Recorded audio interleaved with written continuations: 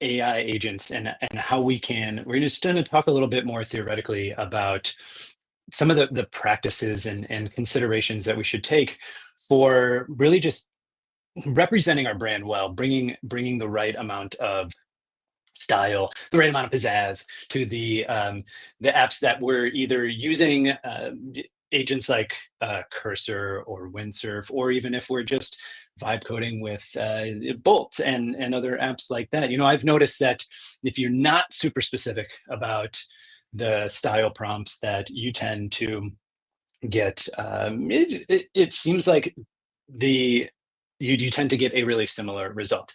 And so, with me to help answer some of these questions is Sam Cap. Sam, thanks for joining me today. Hello, happy to be here. All right, so I have lots of questions for you as our in-house design expert extraordinaire and all of that. Um, I'm gonna ask really bold, open-ended first question is why should people who are using AI to build websites, why should they care about the design of their website?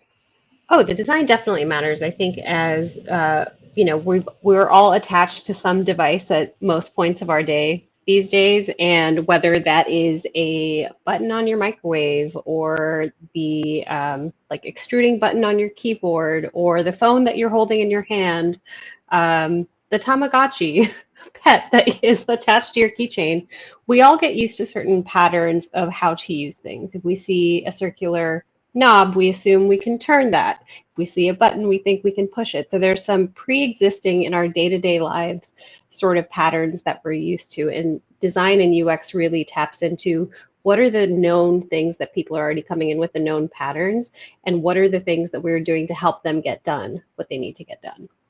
And so that's a big part of design. It's sort of, yes, it's UI, but it actually takes a step back and gets a little bit more theoretical in how we use things, how we expect things to work. There's a lot more psychology in there. So it's function before form.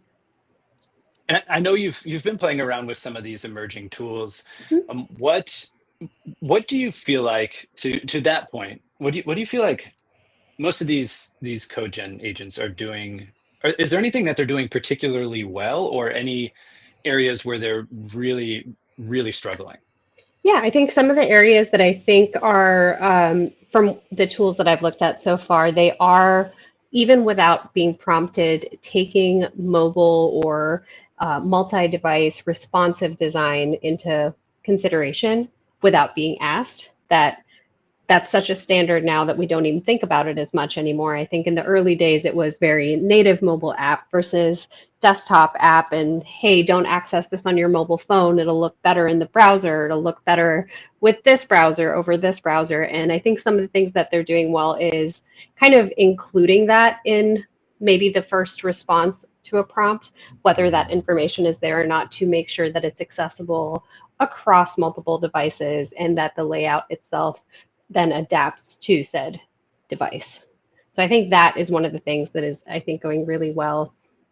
On the other side of that, I think some of the challenges right now, and this is a conversation that is not new to product design, is the way you may go about designing something through code. Mhm. And so, there's been conversations about vanilla CSS or something like Sass as a way to really extend and scale what you're designing, because Sass has so much capability for specificity, for nesting elements that are specifically in other elements without having to rewrite everything.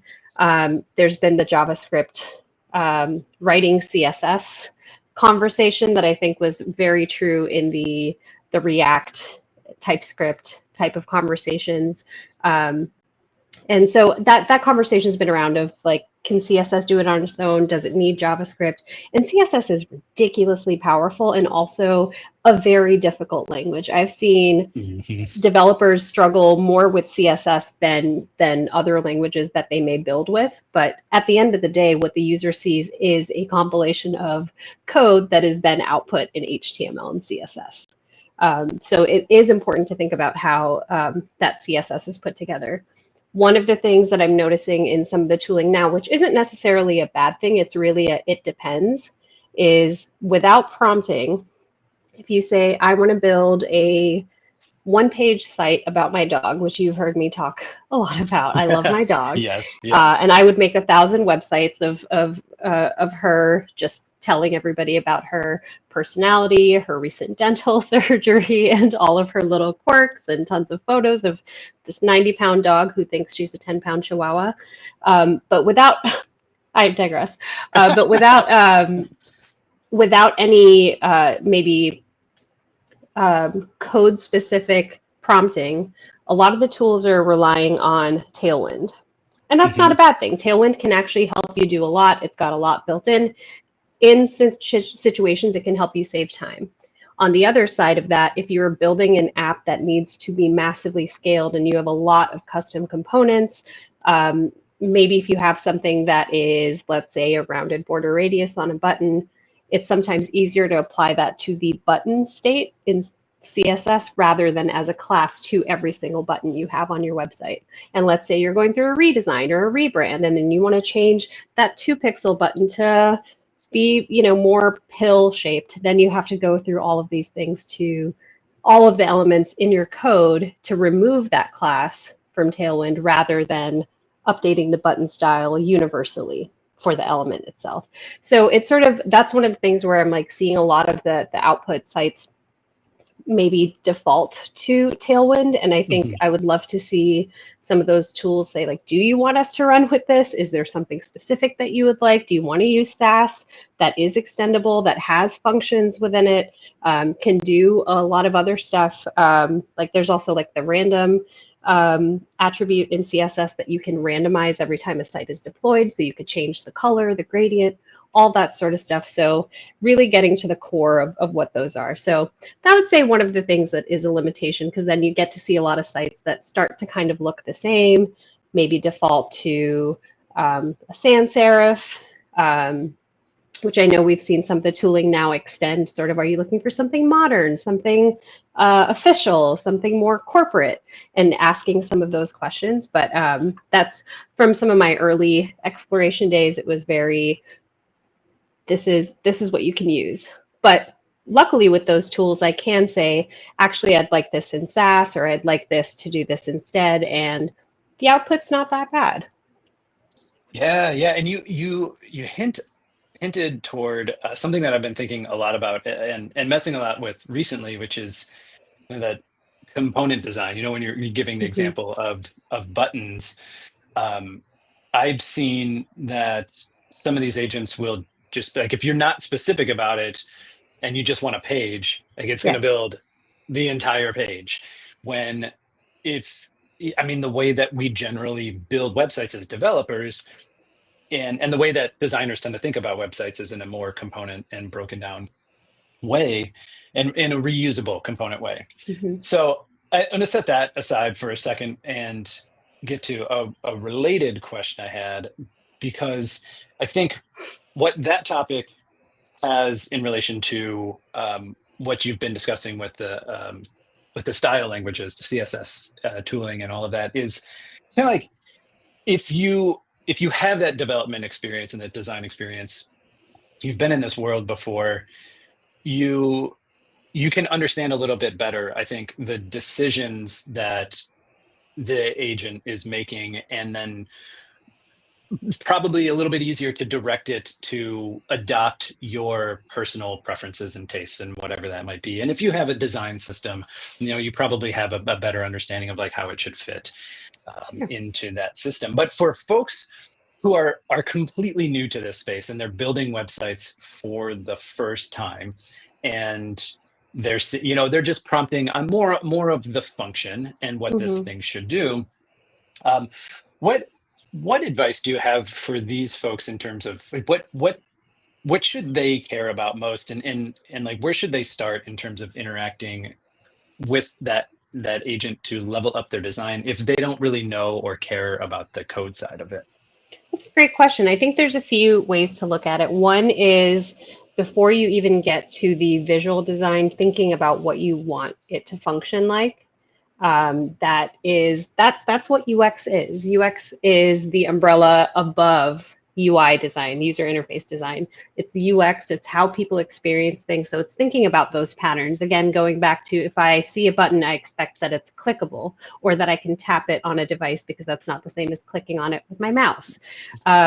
Is it going to load for somebody who is on a bus that is maybe going through a tunnel, and thinking about things like performance, which again, that takes a lot of technical and getting into that, but that is something that you can put in your prompt, saying, I want this to be friendly to internet connections that may be unstable, or that it is, build me a page with really small file sizes, or images that are enhanced in a way that they are not loading, a large JPEG for a mobile phone.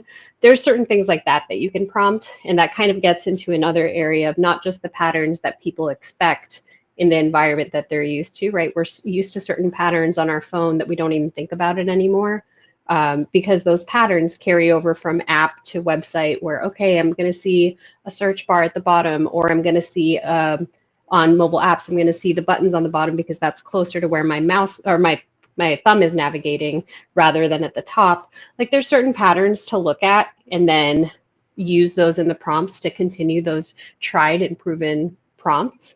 So that can be a good way to direct, like, hey, when this is mobile friendly, maybe it's not a hamburger menu at the top. Maybe it is 4 buttons at the bottom that look a little bit more like a mobile app. So giving those sort of prompts can be helpful.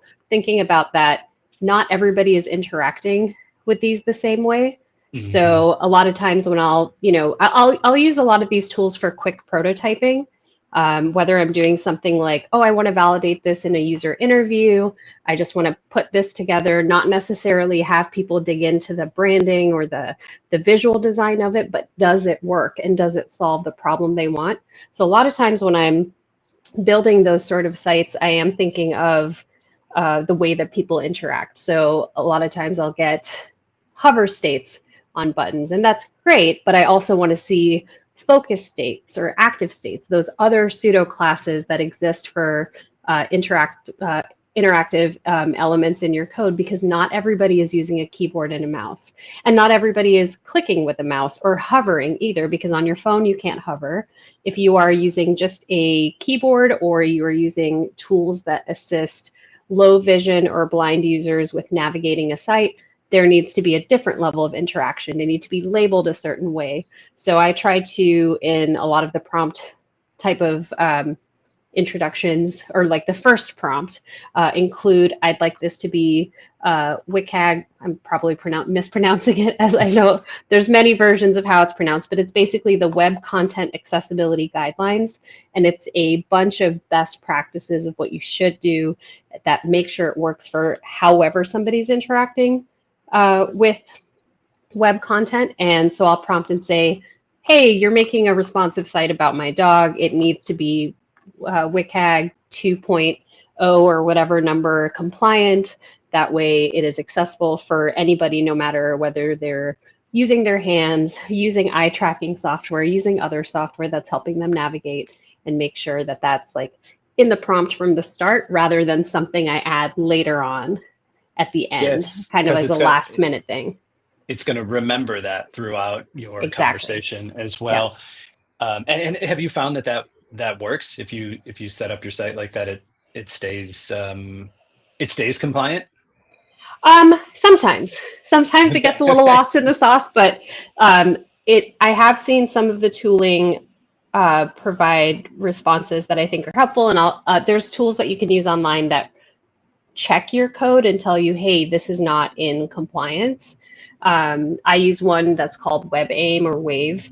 And Okay. it's just a little browser extension. I can be on whatever page I've navigated on and run it, and it'll say, hey, this text color is not in a good enough contrast with its background color, or hey, this link doesn't have an ARIA label that tells me what the role of this element is, which is to be a navigation or a button over something else. So that is helpful at the start, that it'll give me, hey, we want to make sure your colors are contrast compliant, that this works on multiple devices, that ARIA labels are included across the board, but it really just depends on where you're taking your prompts after that.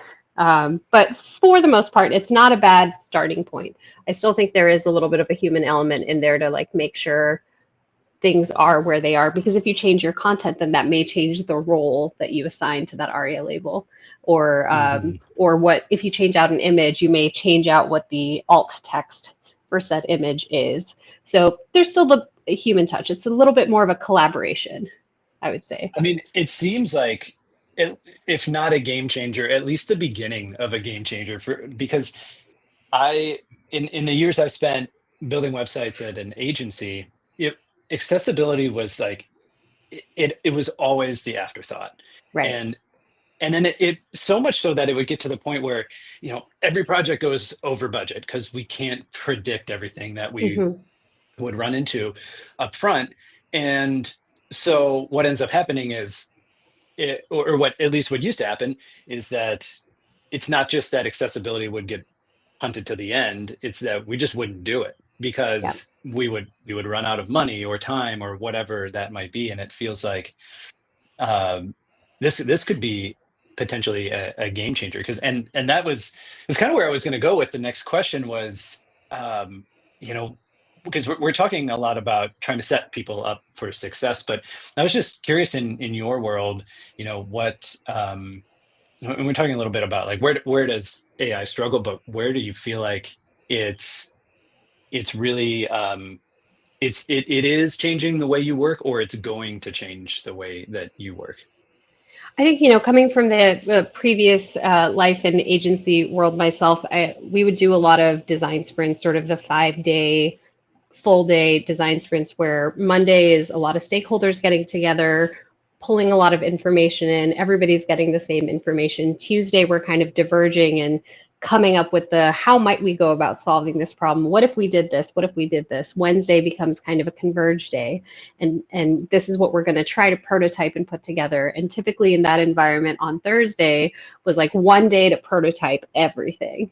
So whether Wow. that's in Figma or in code, like get it all ready because Friday is when user interviews are scheduled to validate or invalidate that sort of stuff. This was something at Thoughtbot, which is an agency that does that. The original process comes from Google Ventures of this 5 day sprint or 5 stage sprint, which you can adapt to different formats. But I see this as a great way to get some of the like known patterns into a prototype that you don't have to rethink. We don't have to reinvent the wheel. It is really leaning on UX principles that are tried and true, and making sure that you're kind of working in that space. So I think that can be helpful there. I think what's nice about some of these tools is they don't have some of those assumptions built in. Like the two most common ones that I run across that are UX myths are 3 clicks or more is bad.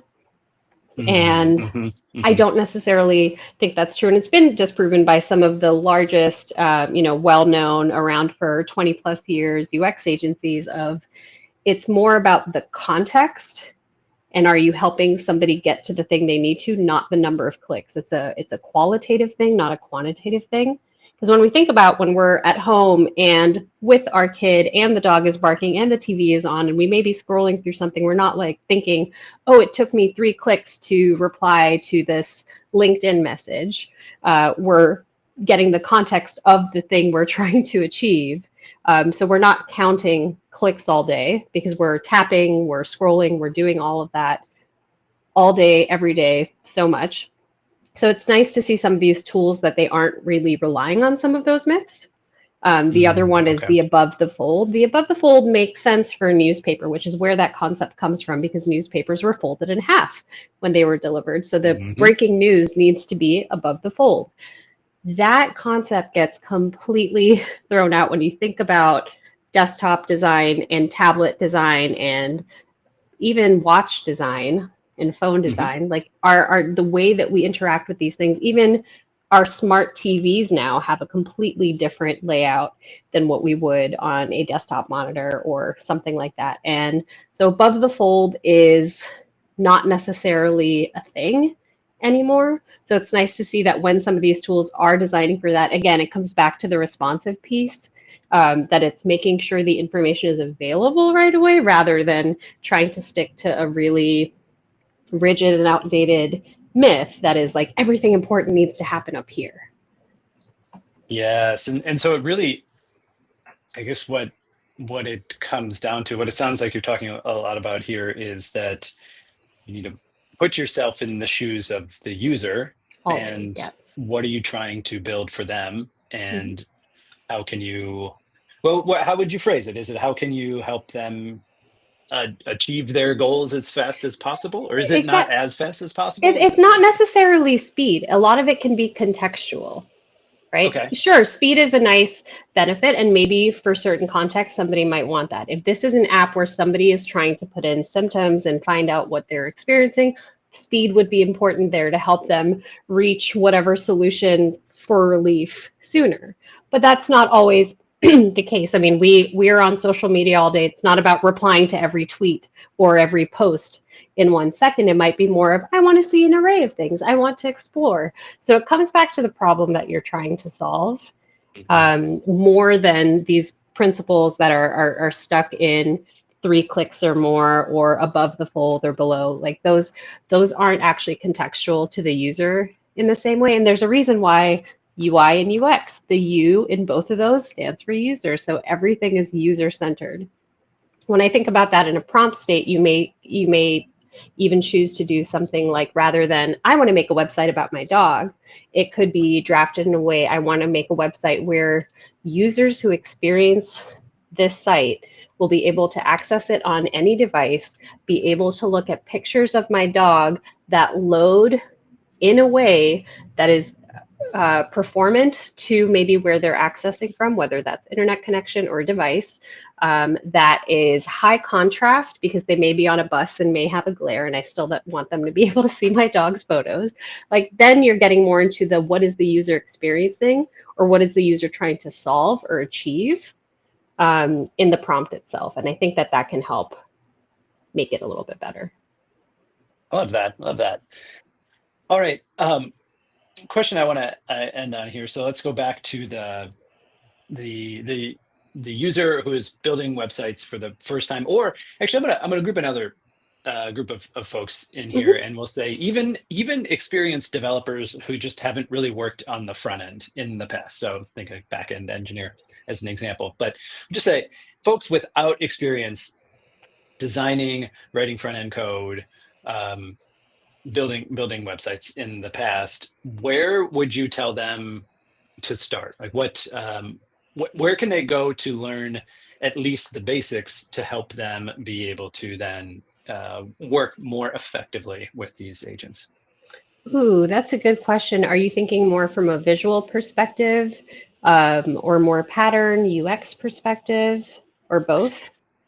Maybe it's a little bit of both. I think because it's probably not. uh, we're in this world where I think that folks don't necessarily want to. I mean, especially if we're talking about generating websites in Mhm. 5 minutes or less, that it's not probably sitting down and reading the theory of Right. UX, but more like um, where can folks go to? Yeah, so maybe it's patterns, maybe it's more of just like what are the those most important elements, or um, what UX 101, perhaps something like that. Yeah, I mean, the first two things that always come to mind in my prompts are what we've already discussed, the accessibility piece and the responsiveness of it, making it work, and which in its own way is about accessibility too, but is not maybe as is more device and layout inclusive, but not necessarily the other parts of accessibility that have to do um, with outside elements that are, the glare from the sun, the Mhm. I am navigating while holding a child or a dog, so I can only navigate this with one hand on my phone. All of those other, like, how does someone interact with this? So I would start with those, is just asking the tools to consider those. Uh, you know, I would like a site, or I would like an app that is WCAG compliant and responsive and multi-device friendly. Let that maybe be the starting point. But then there's also a lot in, like color, contrast, and making sure that's readable, which again comes back to accessibility. So let me think about that for a second. I would So maybe say, let's pivot it to more towards like the patterns or trends mhm. or things that what can help folks recognize when their site might not be optimized, when the agent might be doing the best that it thinks it can do. Ooh, that's a tough one. That's Because what I'm here for. for me, some of that comes back to looking at some of those UX patterns. One of the places that I tend to go to is the Nielsen group, the Nielsen Norman group. I think it's nng.com. I may have that incorrect. Maybe that's a fix and post sort of like link share. Fair, They have a yeah. lot of UX principles on their site. Again, like the above the fold, the 3 clicks, those sort of myths. But also, I think it's really important when we are designing for users not to forget that part of our process is to be a user. So not necessarily of the site that we're creating, but actually looking at how you interact with something. So when you are making dinner and you're looking at a recipe and you're, I don't know, flipping whatever is in the pan and your other hand is holding a phone, what do you notice about that interaction? Is your thumb doing most of the navigating? Are you putting it down on a stand and then using your index finger? Are you wishing you could like zoom in a little bit more? We can actually learn a lot if we slow down and look at how we interact with things and where those friction points Mm. are. Like something that comes up for me a lot is when I access something on my mobile phone, like I'll be looking at some cute online shop that's got some kitchen gadget that I want to add to my ever growing collection.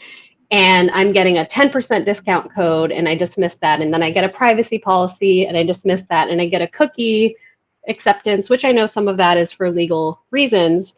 But thinking about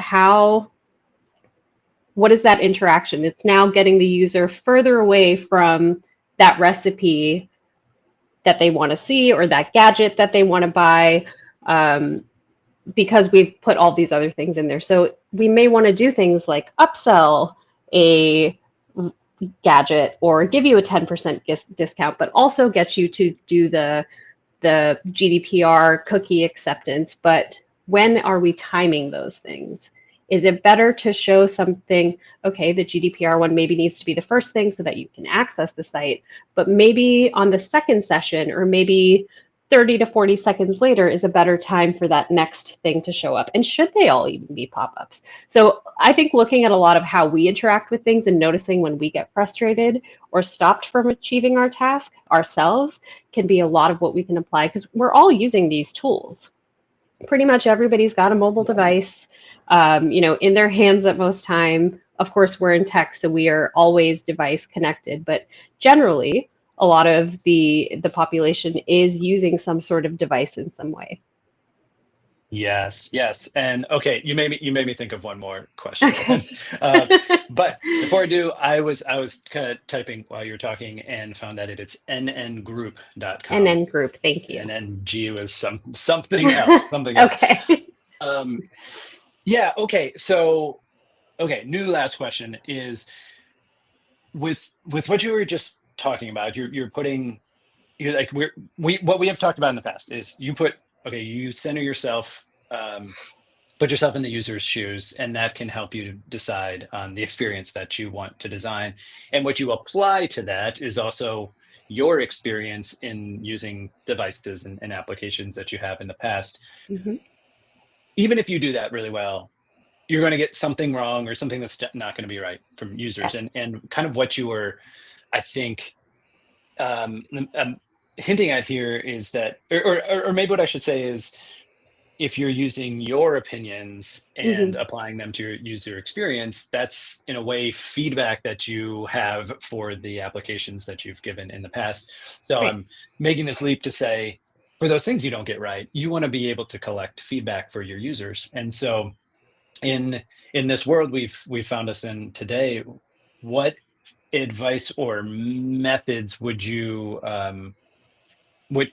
yeah, okay. Well, I'll ask it more open-endedly and say, how would you recommend folks collect feedback from users? Oh, that's great. There's a lot of different ways. I might toot our horn a little bit of deploying to Netlify. One of the things that I've used even prior to being a part of the team are deploy previews. So when a new version of your site is built, and whether you're using AI tooling to build that out and it's giving you your production ready link, or if I'm using more of the developer Git process where I am working in a branch or opening up a PR, and then I get a separate link just for that new set of work. I like using deploy previews for that because you're able to send it to somebody and ask for feedback, and they can be a reviewer and provide feedback that way. A lot of times, it's just about showing your work. I think a lot of times we're like, oh, I want to get it perfect and I want to get it to a good enough place. And one of the beautiful things about creating for the web, whether you're coming in from a code background or not, is the ability to change it at any moment. I think back to when I was a print designer and recently was working on something print related. And once that goes to print, that has gone to print. There is no Yep. changing that. And with the developer experience, generally everything is iterative and we're able to adapt it and evolve it and get better. And we're not ever trying to get to perfect right away. We want to get to something that is usable, that isn't harming people or stopping them from achieving their task. It is about getting that good enough version out there that people can work with and using that early and often and gathering feedback early and often so that it iterates. There's this great kind of UX methodology graphic that I always come back to where they'll talk about the minimal MVP for a car. We think the car is the final perfect state. What is the MVP? Is it the wheel? Is it the door? Is it a windshield? And those are pieces that you can collect and get up to the end goal. But what I like about this, the message of this UX meme, not really, I think it's more of like a way to think about things, is that maybe the MVP of a car is more like a skateboard. It still gets Hmm. you to point A and B. It doesn't have the windshield wipers. It doesn't have a door. It doesn't have a radio. But it is still something that can get you to point A to point B, and then you can improve and improve to get it to car state. But getting that feedback early and often is how you get from skateboard to car. Yes, yes, and learn if you don't actually need to get to the car because that's not the thing that your users need. Yeah, and you want to show it to users that also have different experience levels with what you're showing. So let's say I am making an app that is a recipe collection website that I want to be able to add to. I may want to share it with people that have used a lot of recipes online and see the longer, story about the recipe with the jump to recipe link.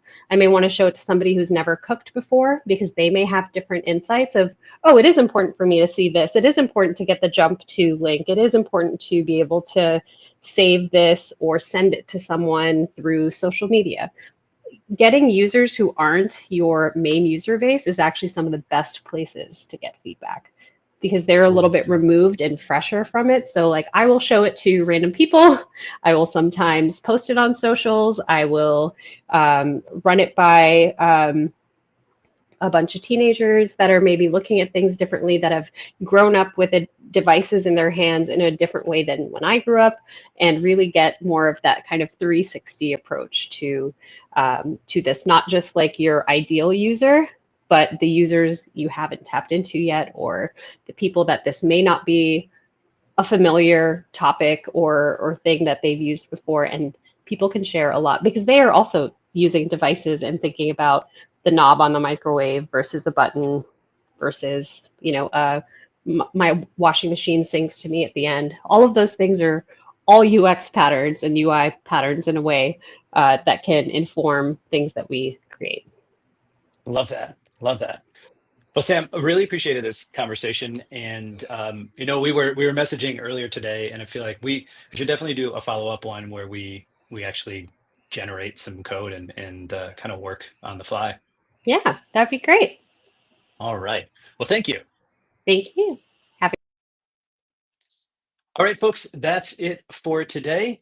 If you get out there, do your vibe coding, or work in your local editor. Apply some of these great practices that Sam informed us about today, and then hit us up if you have questions. And I'm Sean C. Davis. I'll see you next time.